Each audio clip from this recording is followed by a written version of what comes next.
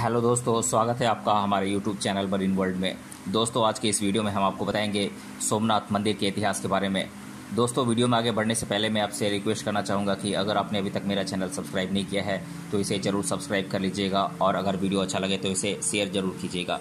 तो चलिए दोस्तों, इस वीडियो को स्टार्ट करते हैं। भारत पुण्य भूमि है। यहाँ ऐसे कई धार्मिक और पवित्र तीर्थ स्थान स्थापित हैं जिनका अपना अलग अलग धार्मिक महत्व है और इनसे लाखों लोगों की आस्था जुड़ी हुई है। वहीं उन्हीं में से एक है गुजरात राज्य के वेरावल बंदरगाह के प्रभास पाटन के पास स्थित सोमनाथ मंदिर। यह मंदिर हिंदू धर्म के प्रमुख तीर्थ स्थलों में से एक है। आपको बता दें कि यह प्रसिद्ध तीर्थधाम ऐसी जगह पर स्थित है जहां अंटार्कटिका तक समुद्र के बीच एक ऐसी सीधी रेखा में भूमि का कोई भी हिस्सा नहीं है। यह तीर्थस्थल भगवान शिव के 12 ज्योतिर्लिंगों में से पहला माना जाता है। इस मंदिर के निर्माण से कई धार्मिक और पौराणिक कथाएं जुड़ी हुई हैं। ऐसा माना जाता है कि इस मंदिर का निर्माण खुद चंद्रदेव सोमराज ने किया था, जिसका वर्णन ऋग्वेद में भी मिलता है। सोमनाथ मंदिर के समृद्ध और अत्यंत वैभवशाली होने की वजह से इस मंदिर को कई बार मुस्लिम आक्रमणकारियों और पुर्तगालियों द्वारा तोड़ा गया, तो साथ ही कई बार इसका पुनर्निर्माण भी हुआ। वहीं महमूद गजनवी द्वारा इस मंदिर पर आक्रमण करना इतिहास में काफ़ी चर्चित है। साल 1026 में महमूद गजनवी ने सोमनाथ मंदिर पर हमला कर न सिर्फ उसने मंदिर की अथाह संपत्ति लूटी और मंदिर का विनाश किया, बल्कि हजारों लोगों की जानें भी ले ली। इसके बाद गुजरात के राजा भीम और मालवा के राजा भोज ने इसका पुनर्निर्माण करवाया था। सोमनाथ मंदिर के पुनर्निर्माण और विनाश का सिलसिला काफ़ी सालों तक चलता रहा। वहीं इस समय गुजरात में जो सोमनाथ मंदिर स्थित है उसे भारत के पूर्व गृह मंत्री एवं लौह पुरुष सरदार वल्लभ भाई पटेल ने बनवाया था। वर्तमान सोमनाथ मंदिर का पुनर्निर्माण प्राचीन हिंदू वास्तुकला एवं चालुक्य वास्तुशैली में किया गया है। वहीं कई लोक कथाओं के मुताबिक इस पवित्र तीर्थ स्थल पर भगवान श्री कृष्ण ने अपना शरीर छोड़ा था।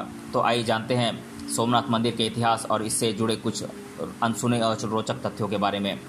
यह मंदिर गुजरात के वेरावल बंदरगाह पर स्थित है और आधुनिक सोमनाथ मंदिर का निर्माण हुआ था 1951 में। आज़ादी के बाद साल 1951 में इसका निर्माण हुआ था और इसे सरदार वल्लभ भाई पटेल ने बनवाया था। गुजरात के पश्चिमी तट पर सौराष्ट्र में वेलावल बंदरगाह के पास प्रभास पाटन में स्थित यह मंदिर इतिहास में उत्थान और पतन का प्रतीक रह चुका है।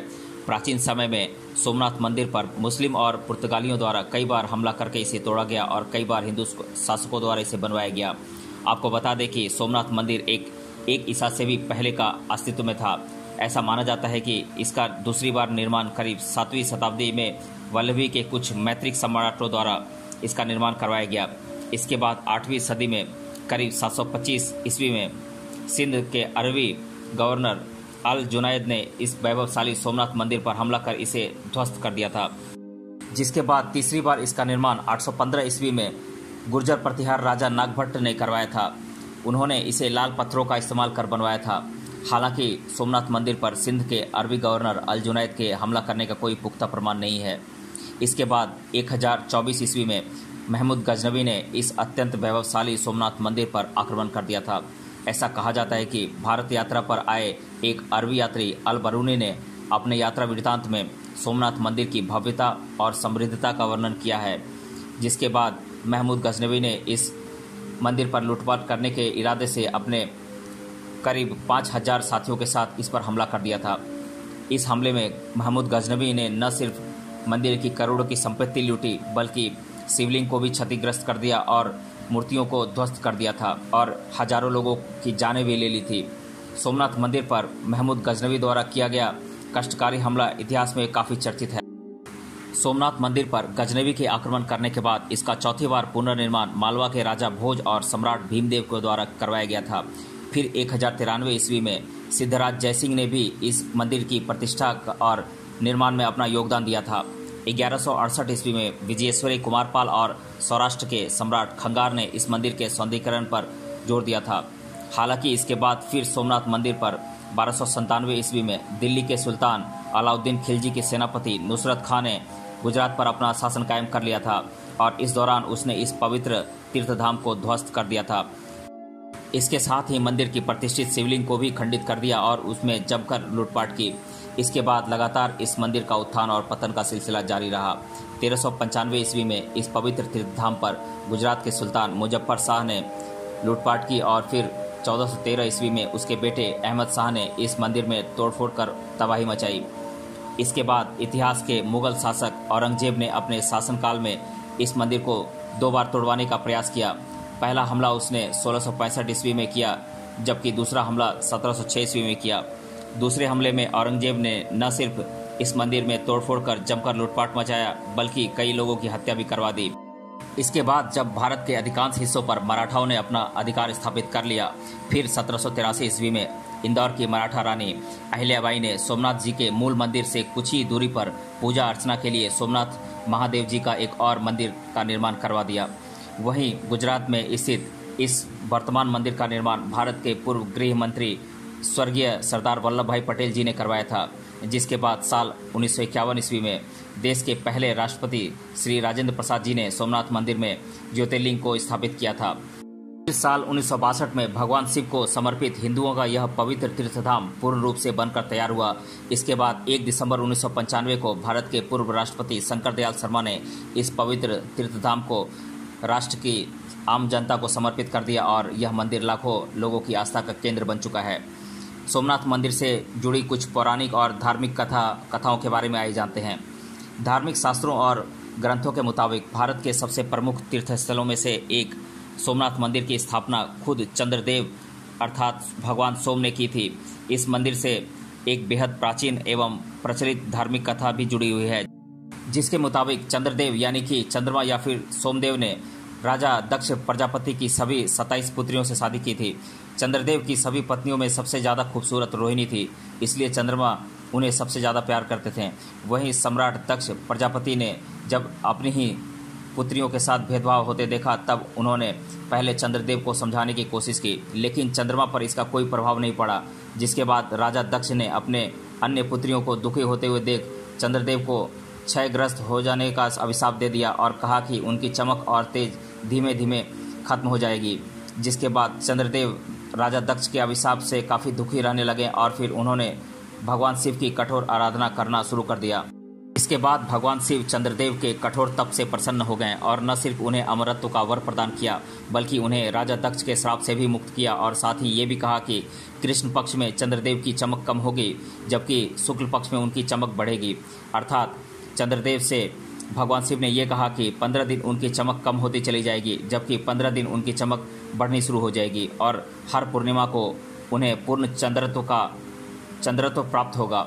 राजा दक्ष के अभिशाप से मुक्त होकर चंद्रदेव ने भगवान शिव से माता पार्वती के साथ गुजरात के इस स्थान पर निवास करने की आराधना की, जिसके बाद भगवान शिव ने अपने प्रिय भक्त चंद्रदेव की आराधना को स्वीकार कर लिया और वे ज्योतिर्लिंग के रूप में माता पार्वती के साथ यहाँ आकर रहने लगे। जिसके बाद पावन प्रभास क्षेत्र में चंद्रदेव यानी कि सोमराज ने यहाँ भगवान शिव के इस भव्य सोमनाथ मंदिर का निर्माण करवाया, जिसकी महिमा और प्रसिद्धि पूरे विश्व में फैली हुई है।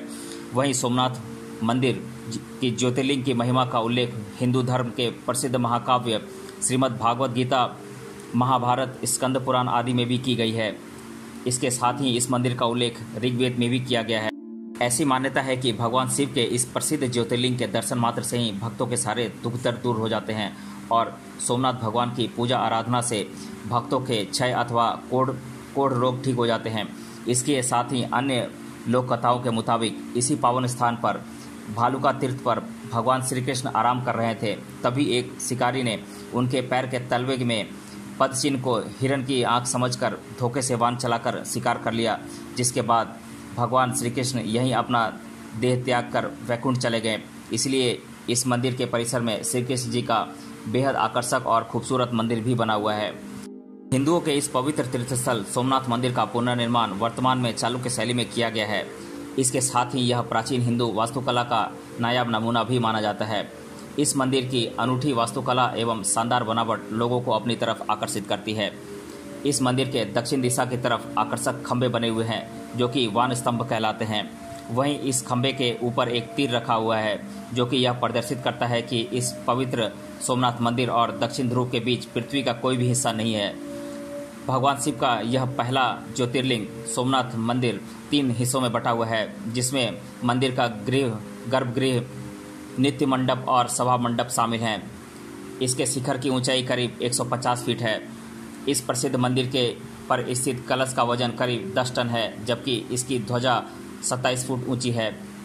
यह मंदिर करीब 10 किलोमीटर के विशाल क्षेत्रफल में फैला हुआ है, जिसमें करीब 42 मंदिर हैं। यहाँ पर 3 नदियाँ हिरन, सरस्वती और कपिला का अद्भुत संगम है, जहाँ भक्तजन आस्था की डुबकी लगाते हैं। इस मंदिर में पार्वती, लक्ष्मी, गंगा, सरस्वती और नंदी की मूर्तियाँ विराजित हैं। इस पवित्र तीर्थस्थल के ऊपरी भाग में शिवलिंग से ऊपर अहलेश्वर की बेहद सुंदर मूर्ति स्थापित है। सोमनाथ मंदिर के परिसर में एक बेहद खूबसूरत गणेश जी का मंदिर स्थित है। साथ ही उत्तर द्वार के बाहर अघोर लिंग की प्रतिमा स्थापित की गई है। हिंदुओं के इस पवित्र तीर्थस्थल में गौरीकुंड नामक सरोवर बना हुआ है और सरोवर के पास एक शिवलिंग स्थापित है। इसके अलावा इस भव्य सोमनाथ मंदिर के परिसर में माता अहिल्याबाई और महाकाली का बेहद सुंदर और विशाल मंदिर बना हुआ है। सोमनाथ मंदिर से जुड़ी कुछ रोचक और दिलचस्प बातें आइए जानते हैं। लाखों लोगों की आस्था से जुड़ा यह मंदिर पहले प्रभास क्षेत्र या फिर प्रभास पाटन के नाम से जाना जाता था और इसी स्थान पर भगवान श्री कृष्ण ने अपना शरीर छोड़ा था। गुजरात में स्थित सोमनाथ मंदिर के दक्षिण में समुद्र के किनारे एक खंभा बना हुआ है, जिसके ऊपर एक तीर रखकर यह प्रदर्शित किया गया है कि सोमनाथ मंदिर और दक्षिणी ध्रुव के बीच भूमि का कोई भी हिस्सा मौजूद नहीं है। भगवान शिव को समर्पित इस प्रसिद्ध मंदिर में स्थित शिवलिंग में रेडियोधर्मी गुण है, जो कि पृथ्वी के ऊपर अपना संतुलन बेहद अच्छे से बनाए रखती है। इस मंदिर के अत्यंत वैभवशाली और समृद्ध होने की वजह से इसे कई बार तोड़ा गया और इसका निर्माण किया गया। इतिहास में महमूद गजनवी द्वारा इस मंदिर पर लूटपाट की घटना काफ़ी चर्चित है। ऐसा माना जाता है कि इसके बाद ही यह मंदिर पूरी दुनिया में प्रसिद्ध हो गया। ऐसी मान्यता है कि आगरा में रखे देवद्वार सोमनाथ मंदिर के ही हैं, जो कि महमूद गजनवी अपने साथ लूट कर ले गया था। इस मंदिर में रोजाना रात को 1 घंटे का लाइट शो होता है, जो कि शाम को 7:30 बजे से 8:30 बजे तक होता है। इस शो में हिंदुओं के इतिहास को दिखाया जाता है। सोमनाथ मंदिर में कार्तिक, चैत्र एवं भाद्र महीने में श्राद्ध करने का बहुत महत्व है। इन तीनों महीनों में यहाँ बड़ी संख्या में श्रद्धालु दर्शन के लिए आते हैं। सुरक्षा के लिहाज से मुस्लिमों को इस मंदिर में दर्शन के लिए विशेष अनुमति लेनी पड़ती है। इसके बाद ही उन्हें यहाँ प्रवेश दिया जाता है। सोमनाथ मंदिर से करीब 200 किलोमीटर की दूरी पर द्वारका नगरी है, जहाँ द्वारकाधीश के दर्शन करने के लिए लोग दूर दूर से आते हैं। गुजरात के वेरावल बंदरगाह के पास प्रभास पाटन में स्थित सोमनाथ जी भारत के 12 प्रमुख ज्योतिर्लिंग में से सबसे पहला ज्योतिर्लिंग है। इसकी स्थापना के बाद अगला ज्योतिर्लिंग रामेश्वरम, द्वारका और वाराणसी में स्थापित किया गया था। सोमनाथ जी की मंदिर की व्यवस्था और देखभाल सोमनाथ ट्रस्ट द्वारा किया जाता है। सरकार ने ट्रस्ट को जमीन, बाग, बगीचे आदि देकर मंदिर की आय की व्यवस्था की है। कैसे पहुंचे सोमनाथ मंदिर आइए जानते हैं। गुजरात के सोमनाथ मंदिर से करीब 55 किलोमीटर की दूरी पर स्थित केसोड एयरपोर्ट है, जो कि सोमनाथ मंदिर के सबसे पास है। यह एयरपोर्ट सीधा मुंबई से जुड़ा हुआ है। इस एयरपोर्ट पर पहुंचने के बाद बस और टैक्सी की सहायता से बड़ी आसानी से सोमनाथ मंदिर पहुंचा जा सकता है। रेल मार्ग के द्वारा सोमनाथ मंदिर के सबसे नज़दीकी रेलवे स्टेशन वेरावल है, जिसकी सोमनाथ मंदिर से दूरी 7 किलोमीटर है। यह रेलवे स्टेशन अहमदाबाद, गुजरात समेत देश के प्रमुख शहरों से रेल सेवा से अच्छी तरह से जुड़ा हुआ है। सोमनाथ मंदिर अहमदाबाद से करीब 400 किलोमीटर की दूरी पर है और भावनगर से 266 किलोमीटर की दूरी पर है। गुजरात से किसी भी स्थान से इस पवित्र तीर्थ धाम पर पहुंचने के लिए शानदार बस सेवाएं उपलब्ध हैं। इसके साथ ही सोमनाथ मंदिर के दर्शन के लिए आने वाले तीर्थयात्रियों के ठहरने की एवं भोजन की भी उत्तम व्यवस्था है। मंदिर के आसपास ही मंदिर के ट्रस्ट द्वारा तीर्थयात्रियों को किराए पर कमरे उपलब्ध करवाए जाते हैं। सोमनाथ मंदिर के प्राचीन इतिहास और इसकी अद्भुत वास्तुकला एवं शानदार बनावट की वजह से यहाँ दूर दूर से भक्तजन दर्शन के लिए आते हैं। ऐसी मान्यता है कि यहाँ दर्शन मात्र से भक्तों के सारे दुख दर्द दूर हो जाते हैं और उनकी सभी मनोकामनाएं पूरी होती हैं। सोमनाथ मंदिर के पास स्थित नदी में स्नान करने से कई रोगों से मुक्ति मिलती है। तो दोस्तों, आज के इस वीडियो में हमने जाना सोमनाथ मंदिर के इतिहास से और इससे जुड़ी कुछ रोचक तथ्यों के बारे में। मिलते हैं अगले वीडियो में किसी अन्य टॉपिक के साथ। तब तक के लिए धन्यवाद।